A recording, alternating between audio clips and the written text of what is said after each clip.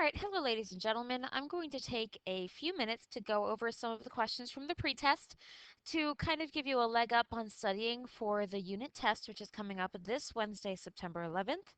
So let's go ahead and jump right in. On the first page, let's talk about number one. Number one is a subtracting fractions question. And anytime you are adding or subtracting fractions, you have to find a common denominator. If it's not automatically apparent to you, go ahead and make your list of multiples of each denominator. So the multiples of 5 are 5 and 10. And you know what? I don't have to go any farther than that.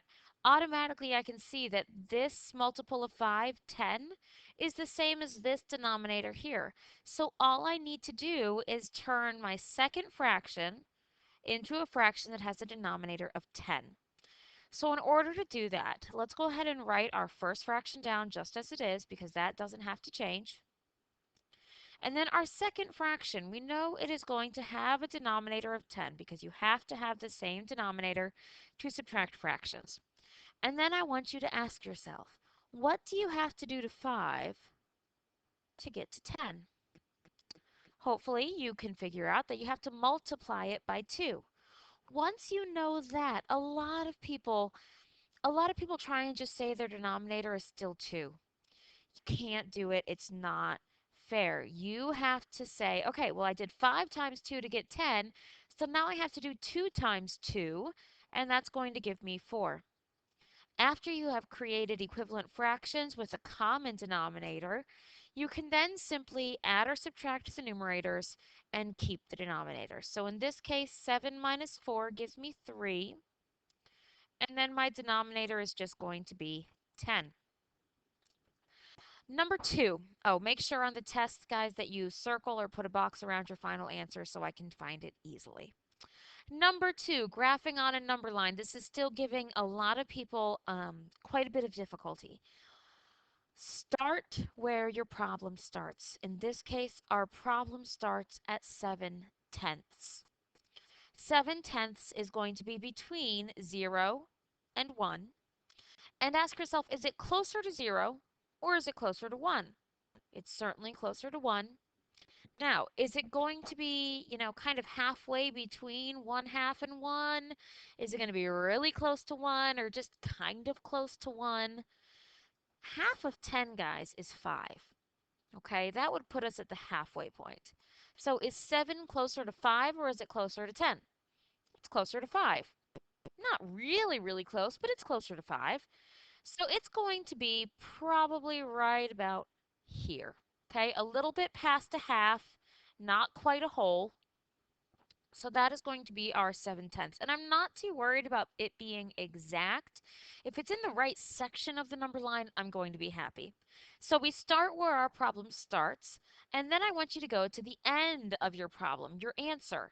Your answer in this case was 3/10. So let's go ahead and put a dot at 3/10.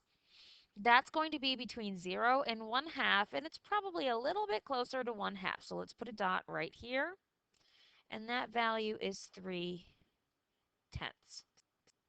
So you ask yourself, where did you start? Where did you end? Now, how did I get there? To get from 7/10 to 3/10, I simply subtracted, which gives me an arrow going to the left. I subtracted 2/5, and that's given to me right in the problem, right there. I started at 7/10, I ended up at 3/10, and I got there by subtracting 2/5. All right, let's go on to number three. Number three is also an adding or subtracting fractions question. So we need to find a common denominator.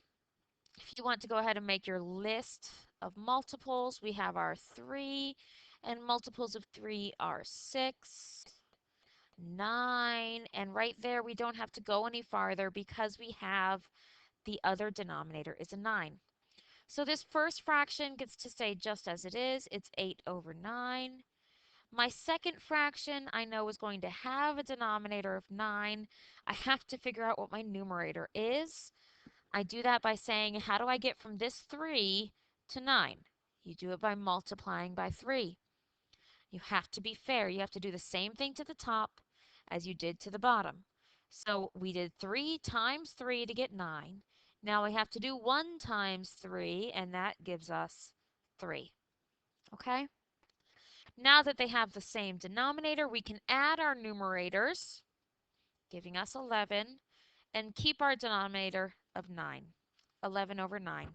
If you turn this into a mixed number, 9 goes into 11 once, and there are 2 left over, so it's going to be 1 and 2 ninths. All right, so that's question number 3. Now let's go ahead and put that one on the number line too. Once again, where do you start? We start at 8 ninths. 8 ninths is almost to 1. Okay, it's going to be a little bit less than 1, so that's going to go there. Where do we end up? We end up at 1 and 2 ninths. That's just past 1. It's not at 1.5. It's closer to 1 than it is to 1.5. So that goes about here. Where did I start? Where did I end? Now, how did I get there? And I got there by adding 1/3. Arrow to the right tells us it's adding plus 1/3. Okay? I'll post more of these a little bit later on, guys, as I work through and show you how to solve each part of the test. Have a good night.